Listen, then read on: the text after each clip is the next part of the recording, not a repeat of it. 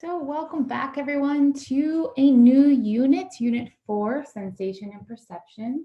Today we're going to be talking about basic concepts of sensation and perception. Some really interesting stuff within this unit and this module specifically. Some of the things we're going to be focusing on is sort of why we focus on some stimuli while we overlook others. And it's dependent on a variety of factors. We're also going to be looking at quite a bit about vision within this overall unit, which is our most dominant sense as humans, which I assume you all are listening. And then we are also going to be looking at how the human brain interprets and organizes sensory information into meaningful perceptions. And finally, in this unit, we will be looking at how human beings rely on a multitude of senses. So even though vision is our most dominant one, we will be looking at all the other senses as well. So this particular module, module 16, describes sensation and perception, as well as bottom-up and top-down processing, selective attention, and the steps that go into it. And so we're going to go over a little bit too about the difference between absolute thresholds and subliminal stimuli and things like that. Fascinating stuff, because we're all dealing with these things all the time. Like how is it that we attend to certain things and are able to block out other things? And some of us are probably better at that than others. I am someone who struggles with it. Ask my family. So it's something I have to really focus on a bit to be able to concentrate and focus and pay attention to things. Okay, so what are our overall learning targets? There are quite a few in this module. Number 1, describe sensation and perception. What exactly do those terms mean? And explain the difference between bottom-up and top-down processing. Sounds complicated, but you'll see when we go over it, it's really not that complex. Discuss how selective attention directs our perceptions. Describe the steps that are basic to all of our sensory systems. Understand, not really discussing, just me talking, the difference between absolute thresholds and difference thresholds. Understand how we are affected by subliminal stimuli. Like those, if you've ever watched any old movies where they're trying to show you like things being flashed in the background to try to change your mind to buy things. We're going to learn a little bit about whether or not that works to get people to buy things, and explain the function of sensory adaptation. So in general, what are our sensation and perception? When we talk about them in terms of psychology, sensation is the process by which our sensory receptors and nervous system receive and represent stimulus energies from our environment. So how we're getting information in, our sensation, it's coming in through our sensory receptors into our nervous system. So it's all about how we receive the information. It's coming to us, that's our sensation. Whereas perception is the process of how do we organize and interpret that sensory information. The way that we perceive it enables us to recognize meaningful objects and events. And if you remember back from one of the first topics in the class, that perceiving isn't always what we're seeing, right? Our perceptions can make some changes to the information based on lots of different factors. So we process and perceive the information maybe a little bit differently than it's actually being shown sometimes, which is fascinating. So I gave you some pretty, complicated definitions, but what does it mean? What is sensation really? So your nose, eyes, or other sense organs, like your sense of touch or sense of hearing, bring in information, a smell, a color, someone you see, a tall blonde boy with freckles. Whereas your perception is you make sense of that information. Oh, that's my granddad's rhubarb pie. That turquoise shirt is stunning. Hey, is that my brother? So those are the differences, like in layman's terms, like what are sensation versus perception. So look at this image. What do you think this is? Is this sensation or is this perception? This girl is smelling a rose, and you can see all the different sensory receptors, and that it's showing you a little bit about our nervous system. So that's sensation. That is different than perception. So how does the processing of stimuli work? So what we want to understand is that there are two different ways that we're processing information coming into us. So we've got bottom-up processing versus top-down processing. Bottom-up processing occurs when we are unfamiliar with an environment or situation. So it relies on sensation over perception. And it's actually, we're prone to be less likely to make error when we're using bottom-up processing because we are using our senses rather than our perception. So starting with the sensory input, the brain attempts to make sense, attempts to understand. You see a long, slim, slithering creature on the ground. You process, a snake, okay? So bottom-up processing happens when we have no prior knowledge. We start at the bottom with individual pieces of information and work our way up to a theory or conclusion. So top-down processing, on the other hand, occurs when we bring our expectations and our prior knowledge to an environment or situation. It relies more on perception over sensation. So we process this way when we have prior knowledge. We start at the top with the theory and work down as we process specific details based on our expectations and experiences. So it's guided by our experiences. We see, in many cases, what we expect to see. And you could probably imagine how that can sometimes get us into trouble. Or it can be really, really helpful. As an experienced hiker, you expect to see snakes on your hike. So windy stick lizards, etc., all seem like snakes, right? So you're hiking around and you're seeing lots of different things. This just happened to us, our family, when we went on a hike. That you are expecting to see snakes, so you're seeing all of these things that kind of appear to be snakes, even though they're not, because that's what your expectations are expecting to happen. We had last year, I think it was, we went on a hike near where we live, and we actually saw a rattlesnake, which, yeah, kind of made us all a bit worried. And now my older son is very afraid of seeing snakes when we hike, and he's constantly pointing out things that he thinks are snakes because he's bringing his expectations to the hiking situation based on his prior knowledge, his previous experience. Probably not such a bad thing because rattlesnakes are super dangerous. Okay, so let's look at this. In this image, what can we detect through bottom up and top down processing? So I'm going to let this image on here for a second, just so you can kind of see what it looks like.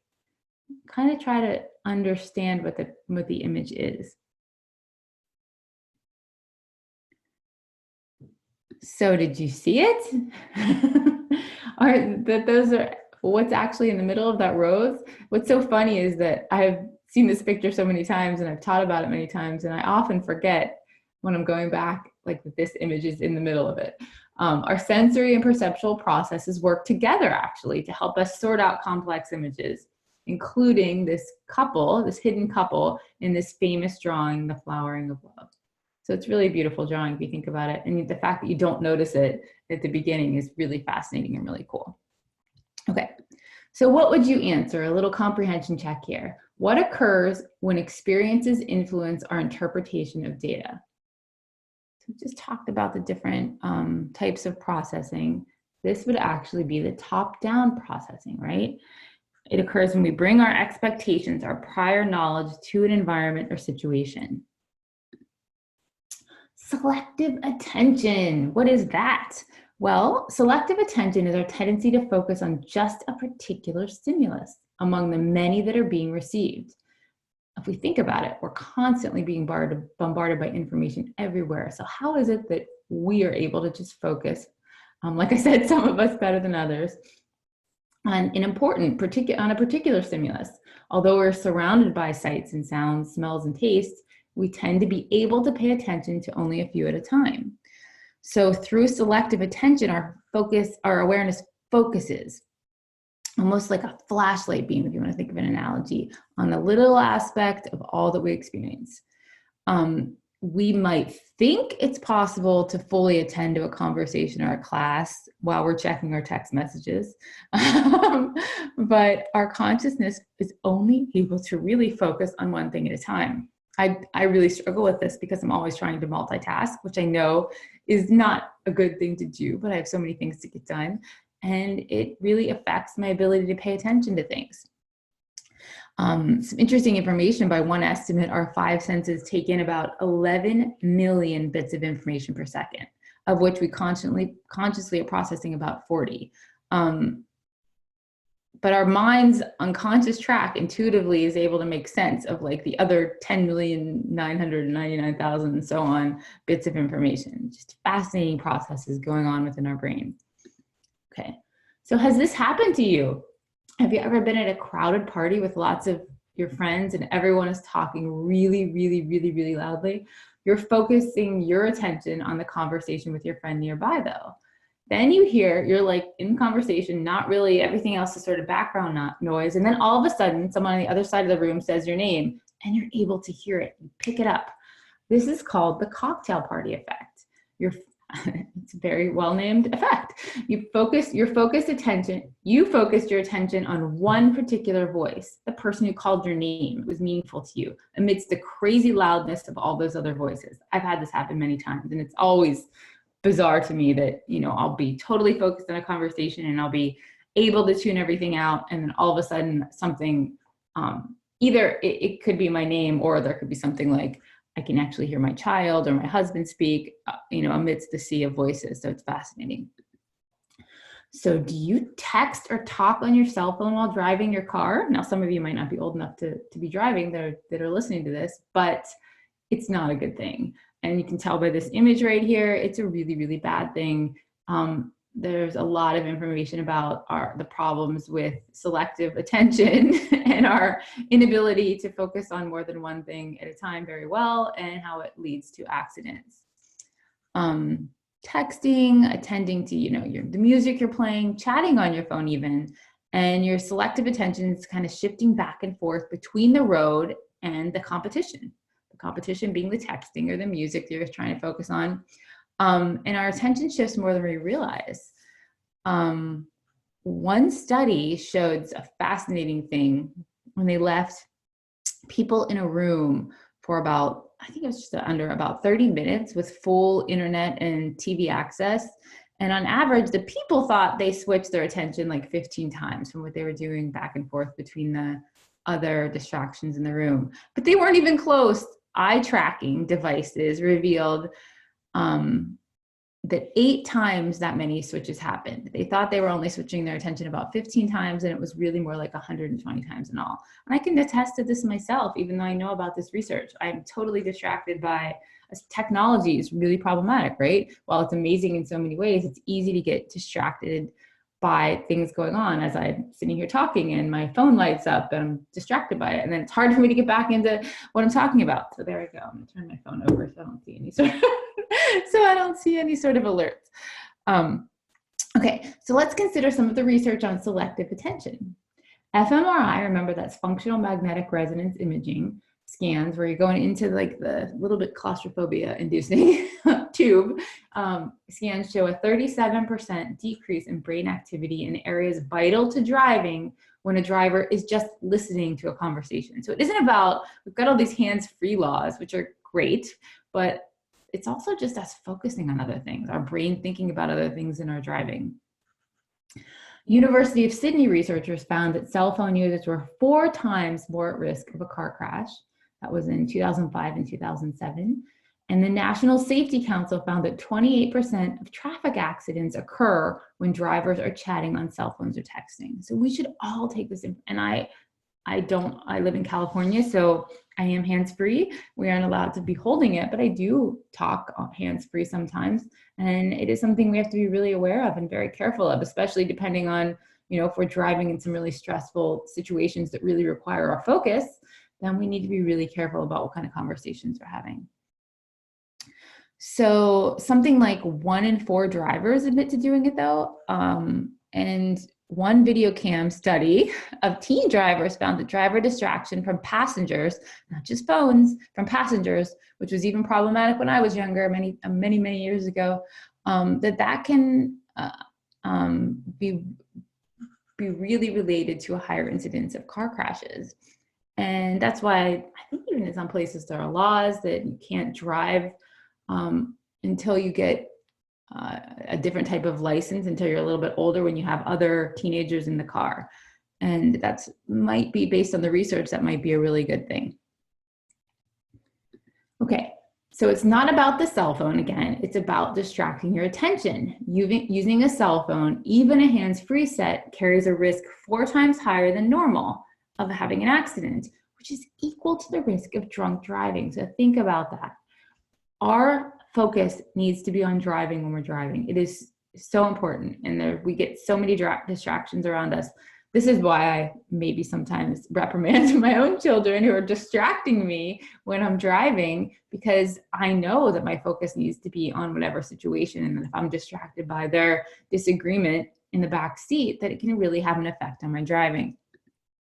So what is selective inattention? At the level of conscious awareness, we are in only one place at a time, and so we miss salient, important objects that are available to be sensed. So this is fascinating. There's some really cool studies on this kind of thing. This is one of them.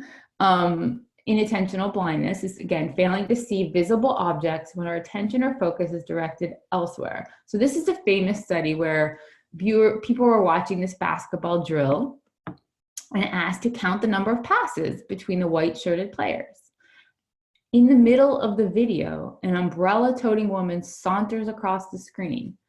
Only 21% reported the presence of the woman. Okay, so this was done back in 1979, but it has been redone more recently using a gorilla. You may have seen, it's a pretty popular video on like YouTube and stuff, that the newer researchers have a gorilla kind of walk through the middle of the screen, and then most people don't see the gorilla either. I would definitely recommend, if you haven't seen that one, to take a look at it, because it's, although now you're going to know because I kind of spoiled it for you, but it's fascinating. Test your family members on it. Have them watch the video and see if they notice the gorilla walking through, or if they kind of fall prey to this inattentional blindness. So change blindness is failing to notice changes in the visual environment. So again, lots of really cool videos on this idea on YouTube. While a white-haired, this is an example, while a white-haired man provides directions to a construction worker, you can see right there, 2 researchers kind of rudely pass between the 2 of them and interrupting his vision. The original worker switches places with another person. 67% of the people who were put in that position failed to notice the change. They didn't even notice that they were ending up talking to someone different than who had originally asked directions. So this is called change blindness. So in laboratory experiments, viewers failed to notice that after a brief visual interruption, like things like a Coke bottle had disappeared, a railing had arisen, clothing had changed color, or as this one said, construction workers had changed places. So really interesting what we focus on and what we don't focus on. So transduction. Every second of every day, our sensory systems perform this amazing feat. If you really sit there and think about it, it's like, how is this happening? They convert one form of energy into another. So vision processes light energy, heat processes sound energy. All of our senses receive sensory information using specialized receptor cells. They transform that information into neural impulses and deliver that information into our brain. So those are the steps right there. This process is called transduction, or conversion of one form of energy, such as light waves, into another form, like neural impulses that our brain can interpret. So we have all these sensations coming in, and what is our brain doing with them? It's sort of like translating. It's kind of like translating physical energy, such as light waves, into the brain's electrochemical energy. So you remember all that neuronal processing we discussed in our last unit? It's electrical and chemical. So our sensory system is bringing it in, and our brain's translating it into electrochemical language, so to speak.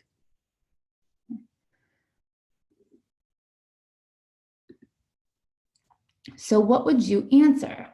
As Jeff reads his psychology textbook, he's able to convert the light waves into signals that his brain can interpret due to the concept of, give you a clue, it was on the last slide, transduction, A.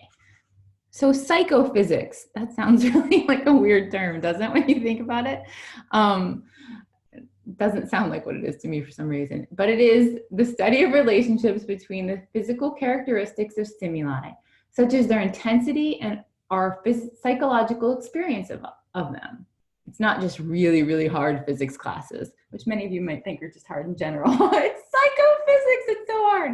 Okay, so for instance, what is it about the smell, taste, and texture of buttery popcorn that produces a delicious, satisfied, happy response in you? Have you ever walked into a movie theater and you're like, oh my gosh, that smell, it just brings me back to feelings of happiness?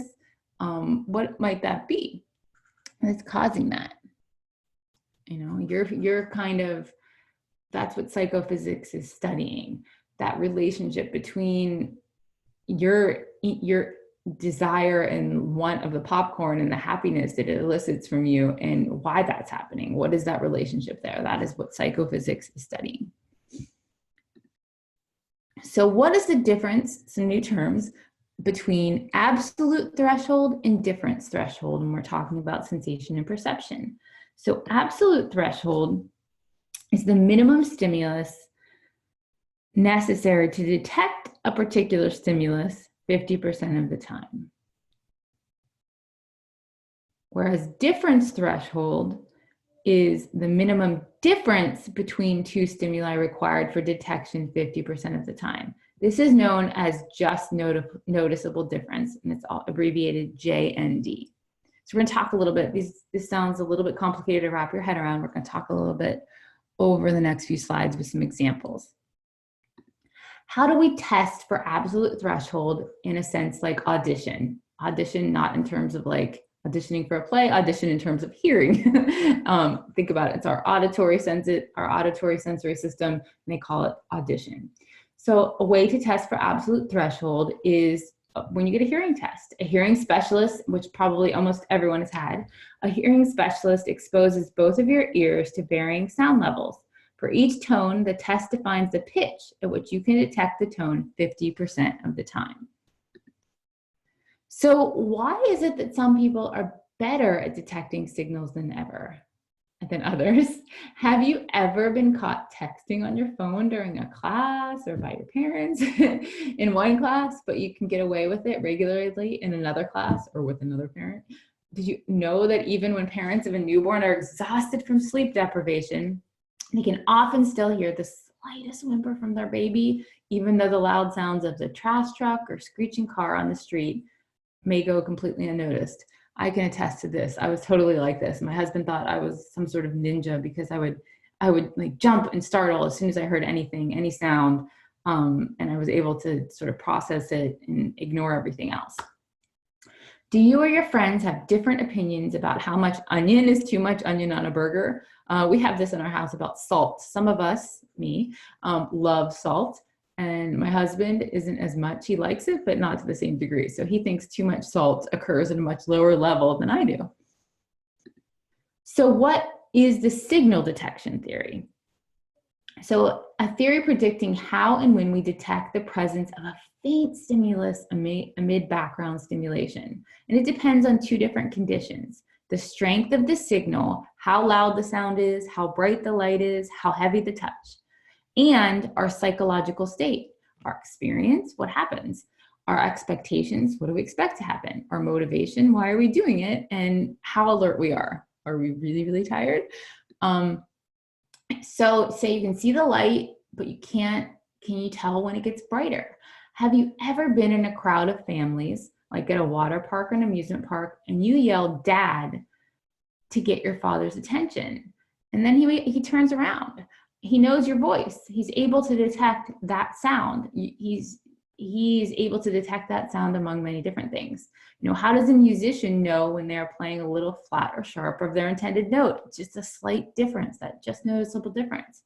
How can you tell when just the slightest note of irritation is in your friend's voice? I can tell you that with my two sons, they really notice when my voice is a little bit upset, and they like to point it out to me all the time. Even if I'm trying to hide it, they're really good at being able to notice.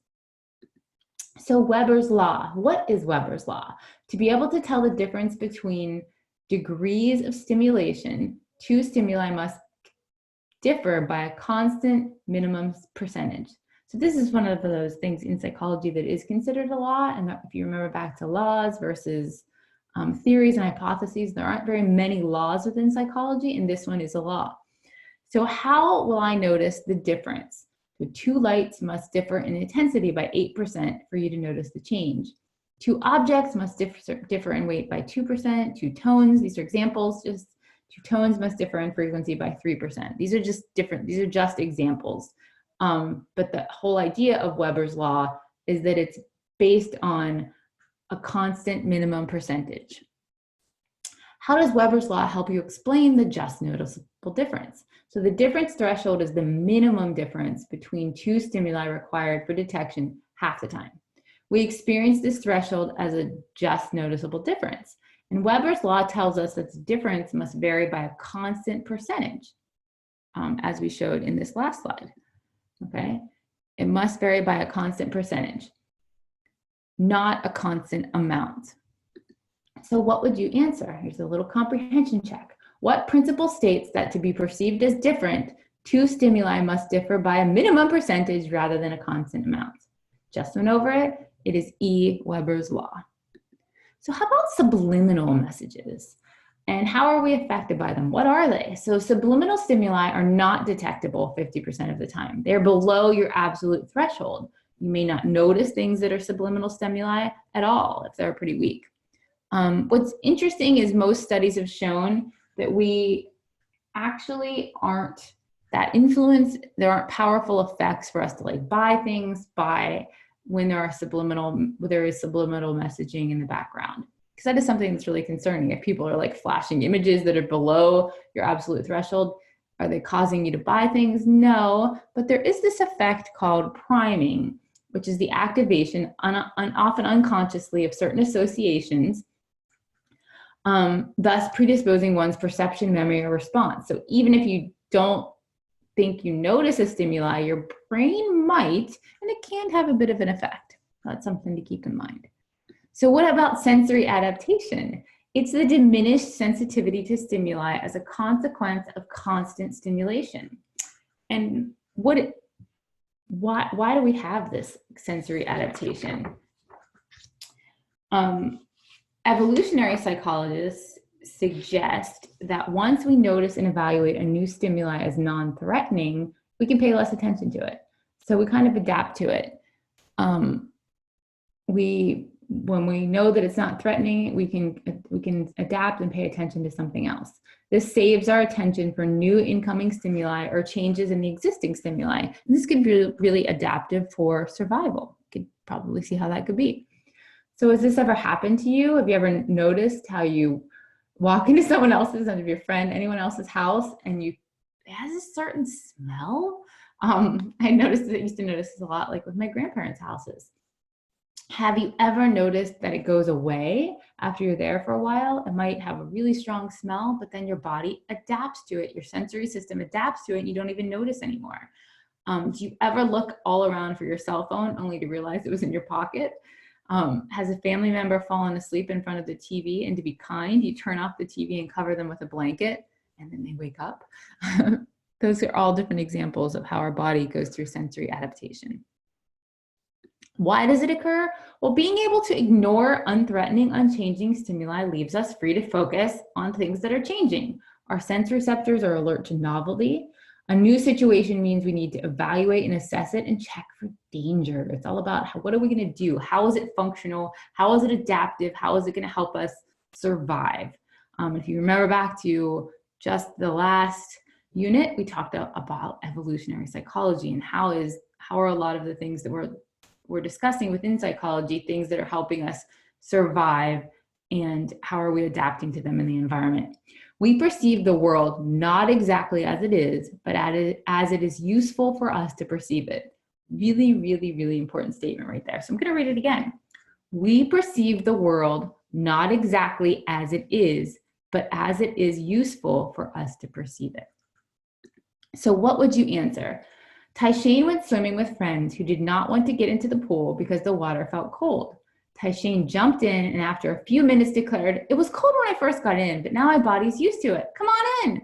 Taishane's body became accustomed to the water temperature due to, now the answer to that would be E, sensory adaptation. And I could say someone that would have, I'm someone that would have a hard time jumping in. I hate cold water in pools. Again, there seems to be some differences on that sensory information input.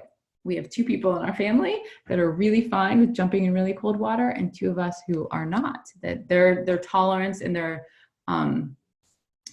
measurement of what is really cold is really different than what mine is. And so that's a good example of how our sensory systems are different. So let's do a review. This is a really long kind of video this time. Let's review these. I think there were 6 targets perhaps. 6 learning targets. So one was describe sensation and perception and explain the difference between bottom-up processing and top-down processing. So sensation, again, is how that information is coming in, how we're receiving signals from our sensory receptors. Perception is processing and interpreting those signals. Bottom-up processing begins at the sensory level, and it occurs when we're unfamiliar with an environment or situation. Top-down processing is guided by that higher level perceptions and expectations.